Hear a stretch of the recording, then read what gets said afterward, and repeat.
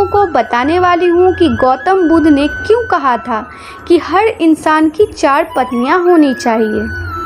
बुद्ध पूर्णिमा मनाई जाती है। बुद्ध पूर्णिमा को अहिंसा, करुणा और संपूर्ण विश्व को शांति का संदेश देने के लिए जाने जाते हैं। बुद्ध के दिन ज्ञान लोगों को जीवन की राह दिखाते हैं। भगवान बुद्ध ने पूरी दुनिया को करुणा और सहिष्णुतापूर्ण के मार्ग के लिए प्रेरित किया था।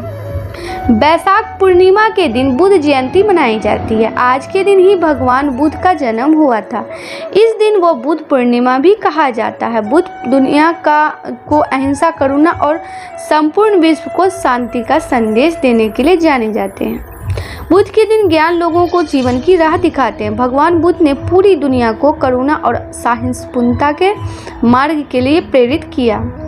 गौतम बुद्ध का कहना था कि हर पुरुष की 4 पत्नियां होनी चाहिए। इसके पीछे एक दिलचस्प कहानी है। बुद्ध के प्रारंभिक उपदेश वाले 32 यानी कि 32 आगमन सूत्रों में से एक है। इस कहानी का जिक्र है। दोस्तों, एक आदमी की 4 पत्नियां थी। प्राचीन भारत की सामाजिक व्यवस्था ऐसी थी जहां एक पुरुष कई पत्नियां रख सकता था। समय बीतने पर वो व्यक्ति बीमार पड़ गया और उसे अपनी मौत करीब दिखने लगी। जीवन के अंत में वो बहुत अकेलापन महसूस करने लगा। उसने अपनी पहली पत्नी को बुलाया और उसे अपने साथ दूसरी दुनिया में चलने के लिए कहा। व्यक्ति ने कहा, मेरी प्यारी पत्नी, मैंने तुम्हें दिन रात प्यार किया, जीवन भर तुम्हारा ख्याल रखा। अब मैं मरने वाला हूँ, क्या तुम मेरे साथ वहाँ चलोगी जहाँ मैं अपनी मृत्यु के बाद जाऊँ? उसे उम्मीद थी कि उसकी पहली पत्नी का जवाब हाँ ही होगा, लेकिन उसने जवाब दिया, मेरे प्यारे पति, मुझे पता है कि आप हमेशा मुझसे प्यार करते थे और अब आपका अंत करीब है। ऐसे में अब आपसे अलग होने का समय आ गया है। अलविदा मेरे प्यारे प्रिय। दोस्तों, दूसरी पत्नी का जवाब सुनिए। इसके बाद बीमार पुरुष ने अपनी दूसरी पत्नी को बिस्तर के पास बुलाया और मौत के बाद सफ़र पर साथ चलने की विनती की। उसने कहा, मेरी प्यारी दूसरी पत्नी, तुम जानती हो कि मैंने तुम्हें कितना प्यार किया है। कभी कभी मुझे डर लगता था कि तुम मुझे छोड़ दोगी, लेकिन मैंने तुम्हें दृढ़ता से थामे रखा। मेरी प्रिय, मेरे साथ दूसरे सफ़र पर चलो। दूसरी पत्नी ने जवाब दिया, प्रिय पति, आपकी पहली पत्नी ने आपकी मृत्यु के बाद आपका साथ देने से इनकार कर दिया, तो फिर मैं भला आपके साथ कैसे जा सकती हूँ? आपने मुझे केवल अपने स्वार्थ के लिए प्यार किया है।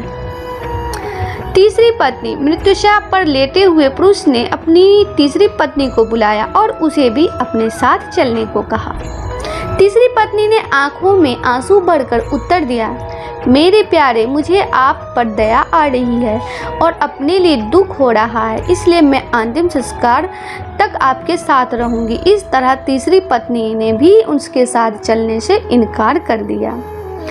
चौथी पत्नी का जवाब। जब तीनों पत्नियां ने उसकी मृत्यु के बाद उसका अनुसरण करने से इनकार कर दिया, तब उसे याद आया कि उसकी एक और पत्नी और है, उसकी चौथी पत्नी, जिसकी उसने ज़्यादा परवाह नहीं की थी। चौथी पत्नी के साथ उसने हमेशा एक दासी की तरह व्यवहार किया था और हमेशा उसे धुतकारता था। पुरुष ने सोचा कि अगर वह अब उससे अंतिम सफ़र पर साथ चलने को कहता है तो वह निश्चित रूप से मना कर देगी। हालांकि वो इतना ज़्यादा डरा हुआ था और अकेलापन महसूस कर रहा था कि उसने अपनी चौथी पत्नी से भी दूसरी दुनिया में साथ चलने की गुजारिश की।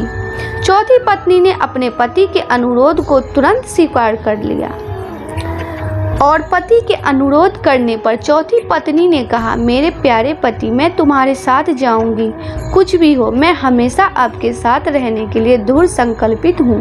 मैं आपसे कभी अलग नहीं हो सकती। यह कहानी है एक आदमी और उसकी 4 पत्नियाँ की।